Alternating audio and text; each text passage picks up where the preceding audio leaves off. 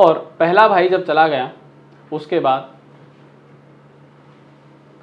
ते त्रयोप्यग्रे प्रस्थिता, और फिर वो जो 3 भाई थे वो भी अग्रे अर्थात आगे की ओर प्रस्थिता चले गए।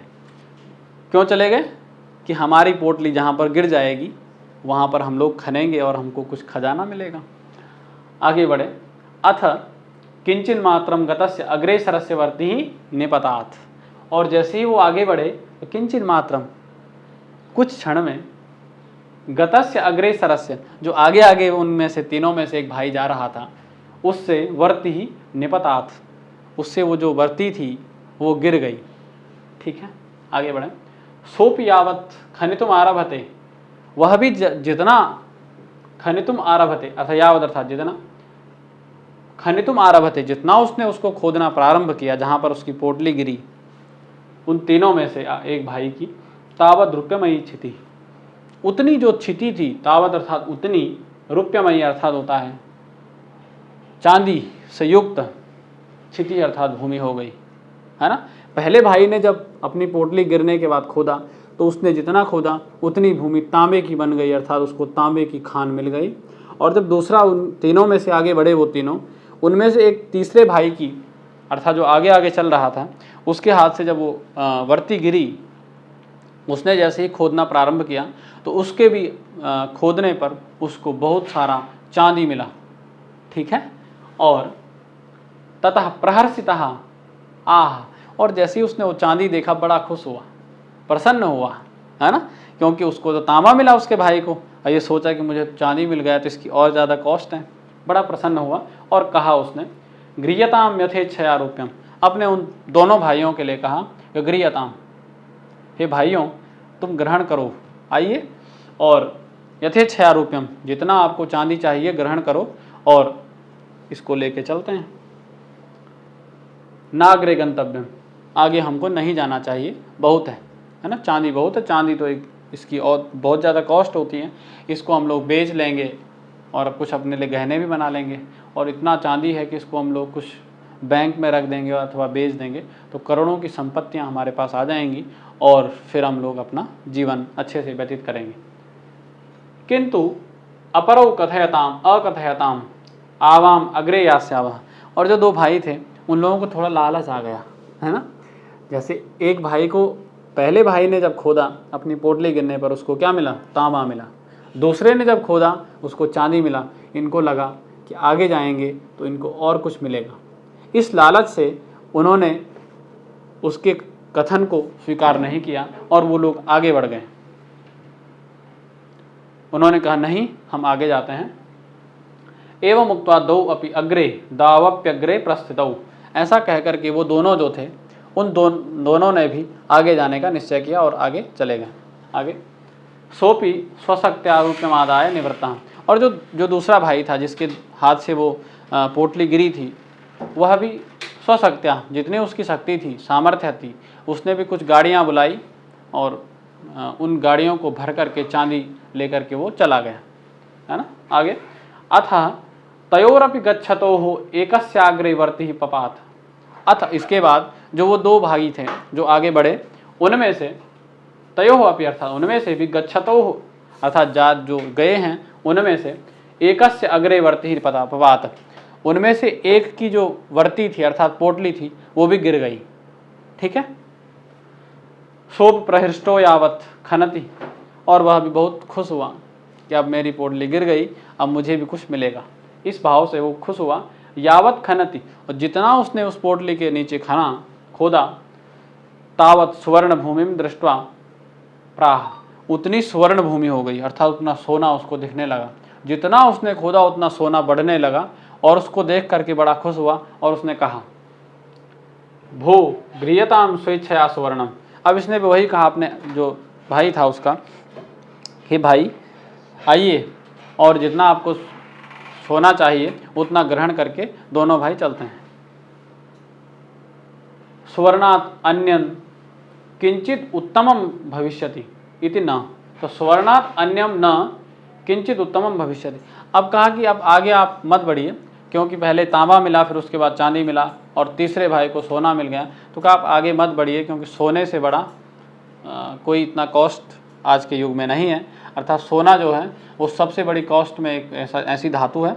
हम लोगों को इतना सोना मिल गया है तो हम लोग जितनी हमको सोने की आवश्यकता हम लोग लेके चलें, तो इससे उत्तम आपको और कुछ नहीं मिलेगा, इसीलिए हम लोग इसको लेके चलते हैं। अन्यस्तु प्राह, उस जो अन्य भाई था उसका, उसने कुछ कहा, मूढ़ न किंचित वेत्सि, हे मूर्ख तुम कुछ नहीं जानते हो।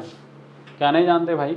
तो कहा प्राग ताम्रम ततो रूप्यम, कहा पहले तांबा मिला, जो पहला भाई था उसको तांबा मिला था, ततो रूप्यम उसके बाद चांदी दूसरे वाले को मिला, तन नूनम तथा स्वर्णम, और कहा उसके बाद तीसरे भाई आपको स्वर्ण मिला, है ना, पहला तांबा मिला, फिर चांदी मिला, फिर स्वर्ण मिला। तन नूनम अंतः परम अतः परम रत्नानि भविष्यन्ति, कहा अब निश्चित, नूनम अर्थात होता है निश्चित रूप से, अतः परम अर्थात इसके बाद, रत्नानि भविष्यन्ति अर्थात अब तो रत्न ही मिलेंगे।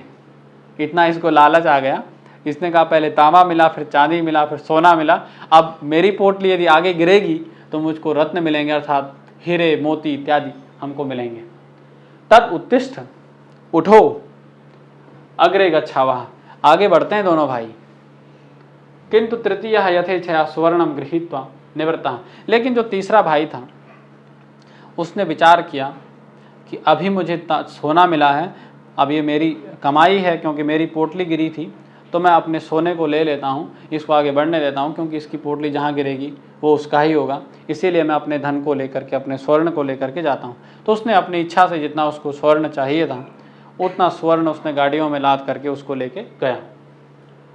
अनंतरम सोपि गच्छन् एकाकी ग्रीष्म संतप्तः तनुम पिपासाकुलितः मार्गच्युतः इतश्चेतश्च बभ्राम।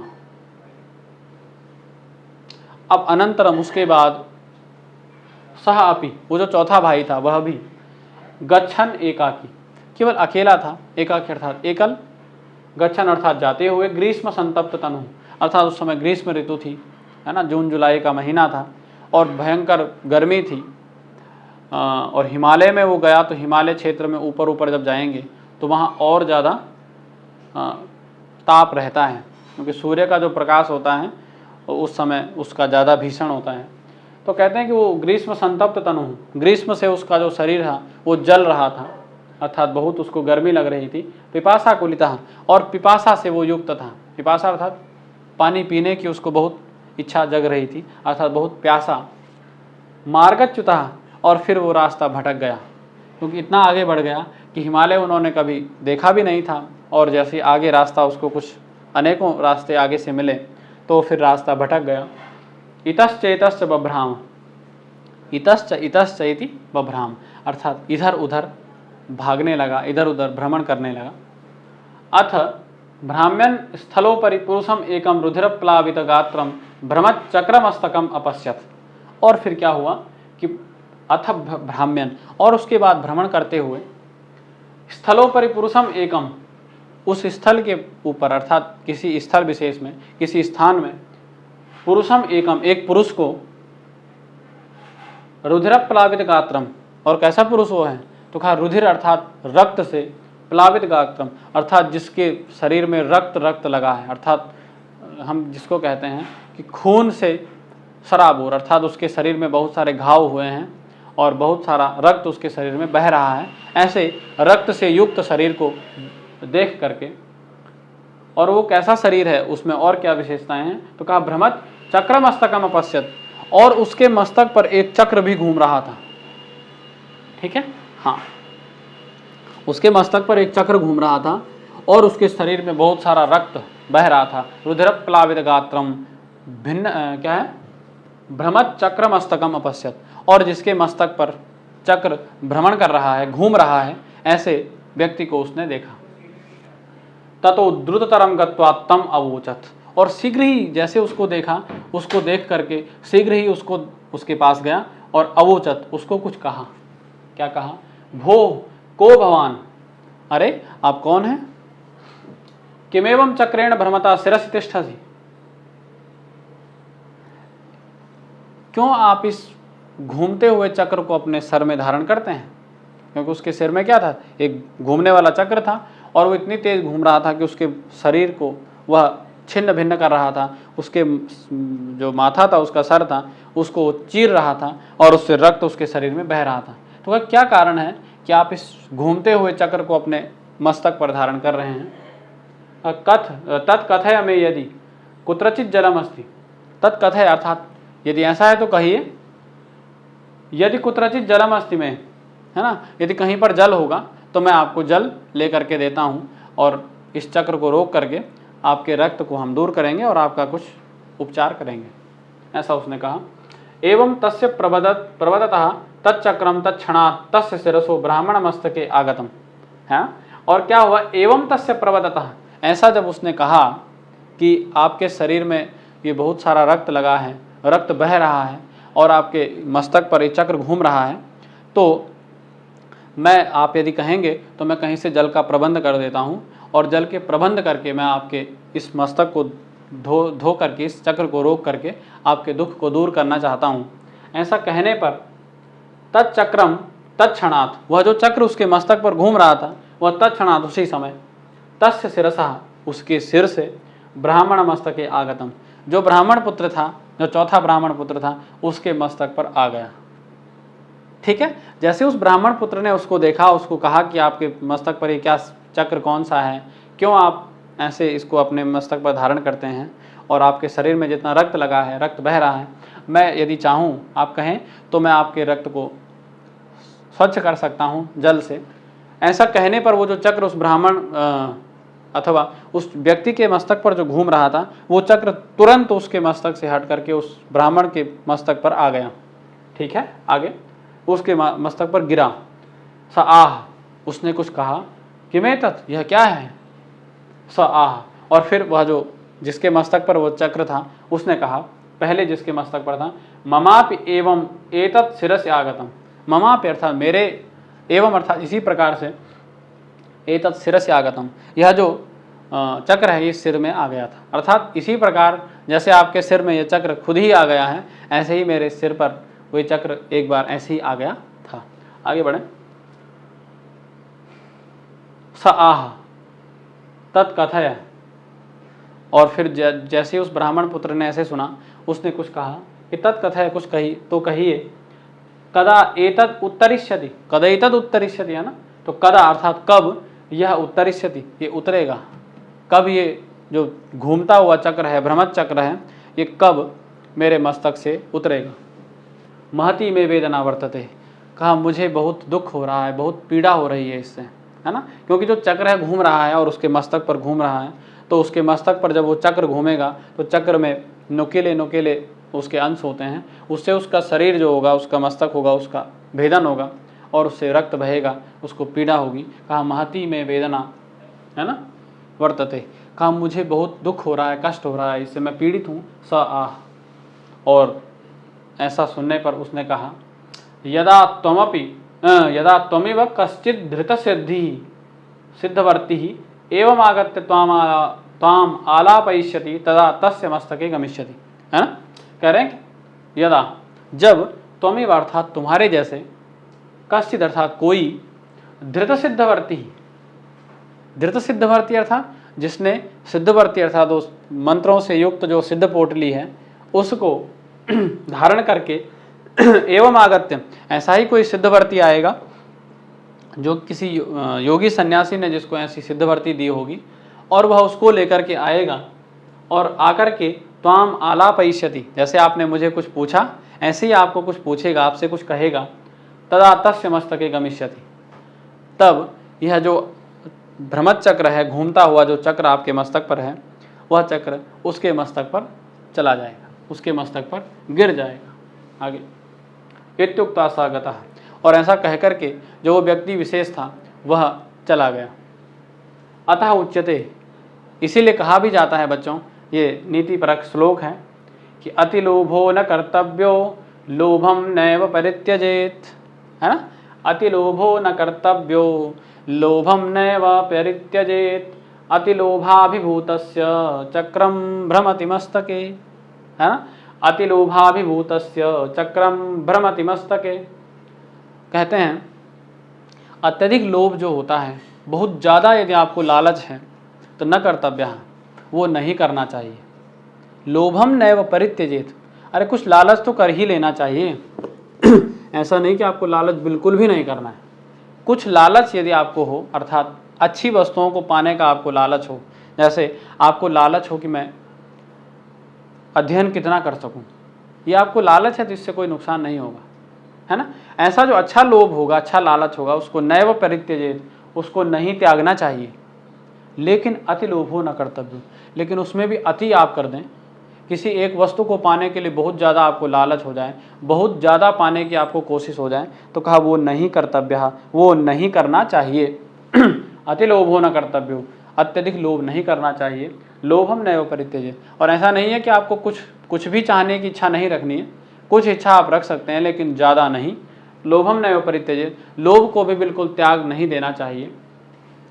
अति लोभाभिभूतस्य, और अत्यधिक लोभ से अभिभूत जो हो जाता है, अर्थात अत्यधिक लोभ से जो युक्त होता है, अर्थात जो बहुत ज़्यादा लालची व्यक्ति होता है, उसका चक्रम भ्रमति मस्तके, उसके मस्तक पर इसी ब्राह्मण पुत्र के समान चक्र भ्रमति अर्थात चक्र भ्रमण करता है ना, घूमता है। आए समझ में बच्चों? इसका अभिप्राय यही है कि जो बहुत ज़्यादा लालची व्यक्ति होता है, वास्तविकता में उसका पतन हो जाता है ना। यदि लालच हो लेकिन कुछ हो, ज़्यादा नहीं, अर्थात अपनी अपेक्षाओं को, अपनी आवश्यकताओं को पूर्ण करने का लालच यदि व्यक्ति को है, लेकिन कुछ आवश्यकताएं, जिन आवश्यकताओं के बिना उसका जीवन नहीं चल सकता है, यदि ऐसा उसको लालच है, तो वो लालच भी उसको उत्थान के मार्ग पर ही ले जाता है। जैसे आप लोगों को ये लालच है कि हमारे पास कुछ धन हो, तो आप उसके लिए अध्ययन करते हैं, एक अच्छे विषय को पढ़ते हैं और उसके बाद अच्छे अंक आपके आते हैं, फिर आपकी कहीं नियुक्ति हो जाती है। वो लालच जो आपका है, इसके प्रति आपने अध्ययन किया, परिश्रम किया, वो भी आपको एक अच्छे पथ पर ले जाएगा, आपकी उन्नति के मार्ग पर आपको ले जाएगा। लेकिन यदि आप बहुत ज़्यादा लालच किसी वस्तु को पाने के लिए कर देंगे, तो वो आपके पतन का कारण बन जाता है। ठीक है, आगे हम लोग अभ्यास प्रश्नोत्तरी में जाते हैं। इसके बाद शब्दार्थ, अर्थात अब शब्दार्थ इसमें लिखे हैं, तो ये आप लोगों ने पढ़ भी लिए हैं बच्चों।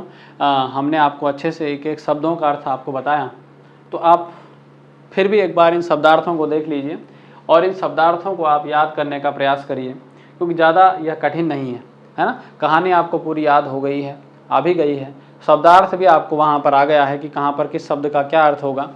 और इस पाठ को पढ़ करके, इस कक्षा के इस विषय को पढ़ करके आपको इसका जो ध्येय है, जो लक्ष्य है, यही है कि अत्यधिक लोभ नहीं करना चाहिए, क्योंकि अति लोभो न कर्तव्यो लोभम नैव परित्यजेत अतिलोभाभिभूतस्य वज्रम पतति मस्तके, है ना, वज्रम भ्रमति मस्तके वा चक्रम भ्रमति मस्तके, ऐसा कह सकते हैं। क्योंकि अत्यधिक लोभ जो होता है वह हानिकारक होता है, और जिसको अत्यधिक लोभ हो जाता है उसके मस्तक पर उस ब्राह्मण पुत्र के समान ही चक्र घूमता है। आगे तो इन शब्दार्थ को आप एक बार देख लीजिए, इनको पढ़ने की इतनी आवश्यकता है नहीं। आगे बढ़ें तो व्याकरणम ऐसा एक अंश है ना, इसको थोड़ा देख लेते हैं। कस्मिश्चित, ये संधि युक्त शब्द है और ये विच्छेद है ना। अब ये विच्छेद मतलब होता क्या है बच्चों, मैं आपको एक बार बताऊं, क्योंकि आपको आगे भी काम आएगा। संधि विच्छेद ये शब्द है, संधि विच्छेद। संधि मतलब क्या होता है, विच्छेद मतलब क्या होता है, आप ये समझिए पहले। संधि क्या होती है, तो किन्हीं दो वर्णों के मेल को संधि कहते हैं। ठीक है, संधि किसको कहते हैं, किन्हीं दो वर्णों के मेल को संधि कहते हैं। विच्छेद किसको कहते हैं भाई, विच्छेद क्या है, संधि विच्छेद है ना। किन्हीं दो वर्णों के मेल को संधि कहते हैं, और संधि युक्त जो शब्द होते हैं अथवा वर्ण होते हैं, उनके मेल को अलग करना, अर्थात उनको फिर से पृथक कर देना ही संधि विच्छेद यह प्रक्रिया कहलाती है। समझ में कि नहीं? हाँ ठीक है। आगे कस्मिश्चित ऐसा ये शब्द है, इसमें एक संधि हुई है। अब इस संधि को हम जानेंगे कि क्या इसमें संधि है, कौन सी इसमें संधि होगी। कस्मिंश्चित्, कस्मिन चित ऐसा शब्द है, इसमें संधि होकर के कस्मिंश्चित् बनता है। ठीक है, तो ये इसका विच्छेद है। दारिद्र्योपहता, दारिद्र्य प्लस उपहता, यहाँ पर दारिद्र्योपहता है। कस्मिंश्चित् जो है ये व्यंजन संधि है, क्योंकि व्यंजन वर्णों के मध्य में होने वाली जो संधि होती है उसको व्यंजन संधि कहते हैं। क्या कहते हैं? व्यंजन संधि। ठीक है, उसके बाद दारिद्र्योपहता, दारिद्र्य प्लस उपहता, यहाँ पर और उसके बाद उ है, दोनों को मिलकर ओ हो जाता है, इसको कहते हैं गुण संधि, है ना। यहाँ पर क्या है? गुण संधि। आपने संधियाँ पढ़ी होंगी, और यदि आपने नहीं इन संधियों को अच्छे से पढ़ा है तो हम एक वीडियो आपको या 2 वीडियोज़ में आपको जो संधियाँ हैं इनके सामान्य नियम और इनको कैसे हम पहचानें, समास इनको हम कैसे पहचानें, इनके कुछ साधारण नियम होते हैं जिनको कि हम आपके लिए ले आएंगे, और आप लोग उनको, उन वीडियोज़ को देख करके उन कक्षाओं में आप सम्मिलित होकर के बिल्कुल आप उसके बाद कभी भी कहीं परेशानी आपको होगी नहीं कि संधियों को कैसे करें, संधियुक्त वर्णों को कैसे तोड़ें, उनका विच्छेद कैसे करें और फिर से कैसे उनको जोड़ करके संधियुक्त पद हम बना दें। हाँ, तो ऐसा हम आपको ज़रूर बताएंगे, और यदि आपको आता है तो आप तुरंत कर सकते हैं। फिर आए धिगियम, तो धिक प्लस इयम, धिगियम, ये भी व्यंजन संधि है। फिर उक्तम च, उक्तम च ऐसा रहता है, फिर उक्तम च बन जाता है, अर्थात ये म ऊपर चला जाता है, ये भी व्यंजन संधि है। कुत्रचित अर्थाय, तो कुत्रचित प्लस अर्थाय, यहाँ पर त के स्थान पर द हो गया, है ना, ये भी व्यंजन संधि है क्योंकि व्यंजन वर्णों में कुछ संधि हो रही है। यावन निर्गच्छन्ति, यावत प्लस निह प्लस गच्छन्ति, है ना, तो यावत निर्गच्छन्ति है तो त को न हुआ है, फिर विसर्ग को र हुआ है, तो यहाँ पर व्यंजन और विसर्ग संधि होती है। आगे बढ़े, ततस्तैरभिहितम, ततः तैहि अभिहितम, है ना, यहाँ पर क्या है? ततस्तै, विसर्ग के स्थान पर स हुआ, फिर विसर्ग के स्थान पर र हुआ, इसको विसर्ग संधि कहते हैं। यदि आपने इन संधियों को पढ़ा होगा तो आपको बिल्कुल बहुत सरल यह लग रहा होगा। यदि आपको संधियाँ नहीं आती हैं तो हम 1 या 2 वीडियोज आपको संधियों से परिचित कराएंगे और संधियों के सामान्य नियम आपको बताएंगे कि कैसे आप शब्दों को देख करके बता दें कि इसमें कौन सी संधि है, कैसे इन शब्दों को हम तोड़ देंगे। और यदि आपको संधियाँ आ जाएंगी तो आपके अनेकों प्रश्न आज से लेकर के जहाँ तक आप कोई भी परीक्षा देंगे तो हिंदी और संस्कृत में आपको हमेशा संधियों का ज्ञान रहेगा, जो कि प्रश्न हमेशा बनते हैं। ठीक है, हम आगे बढ़ें। धनाप्तिर्मृत्युर्वा, है ना, इसी प्रकार अनेकों ये संधियुक्त पद हैं, आप इनको देख सकते हैं। और यदि आपको इनमें कुछ कठिनाइयाँ अनुभूत होती हैं तो आप लोग अपने अध्यापकों से इस पर विचार कर सकते हैं और उनसे आप समस्याओं का हल करवा सकते हैं। यदि आप फिर भी अपनी समस्याओं को पूर्ण रूप से संपन्न ना करा पाएँ, उनका समाधान ना हो पाए, तो आप हमारे दिए गए नंबरों पर हमसे कांटेक्ट कर सकते हैं। हम आपकी समस्या का समाधान निश्चित रूप से करेंगे। ठीक है, क्योंकि हमारे टीम का यही लक्ष्य है कि आपको संस्कृत का एक एक विषय का, एक एक सिद्धांत का अच्छे से ज्ञान हो जाए, जिससे कि आप लोग अपने विषय के एक मास्टर बन जाएं। ठीक है, आगे बढ़ें। तो इनको आप एक बार फिर से देख लीजिएगा अच्छे से। फिर उसके बाद समास आते हैं बच्चों। अभी मैं आपको बताया था कि जो समास होते हैं, संधि जो होती है वो किन्हीं 2 वर्णों के मध्य में होती है ना, अर्थात किन्हीं 2 वर्णों के मेल को संधि कहते हैं। समास किसे कहते हैं? तो आप समास की एक छोटी सी परिभाषा समझिए। किन्हीं 2 या 2 से अधिक शब्दों के मेल को समास कहते हैं। मेल अर्थात योग, जोड़ना, है ना। किन्हीं 2 या 2 से अधिक जो शब्द होते हैं, जब वो मिल जाते हैं उनको समास कहते हैं। बच्चों, इस समास की क्या आवश्यकता संस्कृत में होती है, इसकी एक विशेषता है, संस्कृत का एक महत्व है कि संस्कृत में हम किसी बड़ी बात को, किसी बड़े वाक्य को एक छोटे से शब्द समूह में रख सकते हैं, है ना। यदि आपने संस्कृत के समास को समझ लिया तो आप बहुत बड़े अर्थ को 2-3 शब्दों में ही कह सकते हैं। 2-3 शब्दों से ही आप एक 2 लाइन के वाक्य को अथवा 3 लाइन के वाक्य को एक शब्द समूह में ही बोल देंगे। इतनी बड़ी महत्ता समास की होती है। तो यदि आपने समास पढ़े होंगे तो आपको इसका ज्ञान होगा। तो यहाँ पर जो ये ब्राह्मण पुत्र है, ये शब्द है, इसमें षष्ठी तत्पुरुष समास है ना, षष्ठी तत्पुरुष। ठीक है, तो जो ब्राह्मण पुत्र है यहाँ पर समास युक्त पद है, इसमें षष्ठी तत्पुरुष समास होता है जिसका विग्रह होता है, अर्थात जिसका विग्रह अर्थात होता है अलग करना, है ना। जैसे विच्छेद में आपको बताया था, संधियुक्त पदों को अलग करना ही संधि विच्छेद कहलाता है, और समासयुक्त पदों को अलग करना ही समास का विग्रह कहलाता है। ठीक है, तो यहाँ पर समास का विग्रह करेंगे, ब्राह्मणस्य पुत्राः ब्राह्मण पुत्राः। षष्ठी तत्पुरुष कैसा है, क्योंकि जो ब्राह्मणस्य है इसमें षष्ठी विभक्ति है कि नहीं, इस पुत्राः और ब्राह्मण में षष्ठी विभक्ति किसमें है, इस ब्राह्मणस्य में है। अतएव इस षष्ठी तत्पुरुष समास हो जाता है, तो आपको इसका ज्ञान होना चाहिए। आगे दारिद्र्योपहताः, तो दारिद्र्येन उपहताः इति तृतीया तत्पुरुष।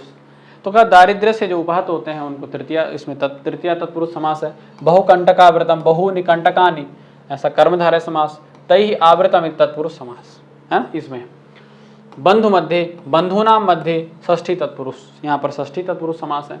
कृतस्नानाः कृतम स्नानम यैहि ते, यहाँ पर बहुव्रीहि समास है। आगे बढ़े, धनाप्ति ही अर्थात धनस्य आपति ही षष्ठी तत्पुरुष, धनस्य आपति ही इति धनाप्ति ही। स्वेच्छया स्वस्य इच्छया षष्ठी तत्पुरुष स्वेच्छया। आगे बहुपायम, बहवः उपायाः यस्मिन् तत् बहुव्रीहि, अर्थात जिसमें बहुत सारे उपाय होते हैं उसको बहुपायाः कहते हैं। आगे बढ़े, सिद्धयात्रिकाः सिद्धे यात्रिकाः षष्ठी तत्पुरुष। आगे बढ़े, मार्गच्युतः है ना, मार्गाच्युतः पंचमी तत्पुरुष समास। ग्रीष्म संतप्त तनु, ग्रीष्मेन संतप्ता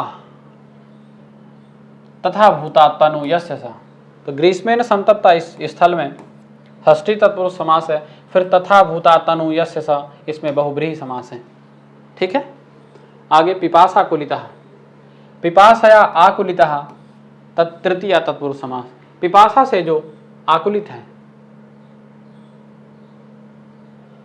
ठीक है, आगे बढ़े, भ्रमच्चक्रमस्तकम, तो भ्रमच्चतच्चक्रम भ्रमच्चक्रम कर्मधारय समास। भ्रमच्चक्रम मस्तके यस्य तत् तम भ्रमच्चक्रमस्तकम बहुव्रीहि। तो भ्रमच्चतच्चक्रम इति भ्रमच्चक्रम कर्मधारय समास। भ्रमच्चक्रम मस्तके यस्य सः यस्य तम भ्रमच्चक्रमस्तकम, यहाँ पर बहुव्रीहि समास। आगे सिद्धवर्ति चतुष्टयम है ना, तो सिद्धाः वर्तयः तासाम चतुष्टयम, ऐसा षष्ठी तत्पुरुष समास और कर्मधारय समास यहाँ पर होता है। आगे बढ़े, व्युत्पत्ति ही। अब यहाँ पर व्युत्पत्ति कुछ है ना, क्या व्युत्पत्ति है, प्रकृति प्रत्यय विभाग। अब कुछ प्रकृति और प्रत्यय का विभाग कर रहे हैं। प्रकृति मतलब होता है धातु या शब्द, विभाग प्रत्यय मतलब होता है जो अंत में जुड़ते हैं, उसका विभाग करना। उक्तम, इसमें कौन सी प्रकृति है, वच धातु है, त प्रत्यय है, सम्मंत्र सम उपसर्ग पूर्वक मंत्र धातु से लेप प्रत्यय। आगे बढ़े, परित्यज्य है ना, परित्यज्य, परि उपसर्ग पूर्वक त्यज धातु से लेप प्रत्यय करके परित्यज्य बनता है। ऐसे उपसर्गों का भी आपको ज्ञान होना चाहिए, कितने उपसर्ग होते हैं और प्रत्यय कितने होते हैं, प्रत्ययों को किस प्रकार हम लोग देखते हैं, ये सब आपको बच्चों बहुत आवश्यक ये ज्ञान है। इसीलिए आप इनको याद कर लीजिए, इसमें कौन सा प्रत्यय होगा, और इनकी हम आपको एक सरल ट्रिक भी बताएंगे।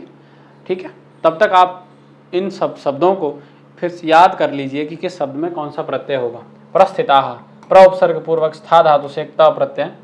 प्रणम्य, प्र उपसर्ग पूर्वक नम धातु से लेप प्रत्यय। पृष्ठ, प्रक्ष धातु से त प्रत्यय। समायाता, सम उपसर्ग पूर्वक आ उपसर्ग पूर्वक या धातु से त प्रत्यय। इस प्रकार इसमें प्रत्ययों का इन्होंने निदर्शन किया है। ठीक है, हम लोग आगे बढ़ें।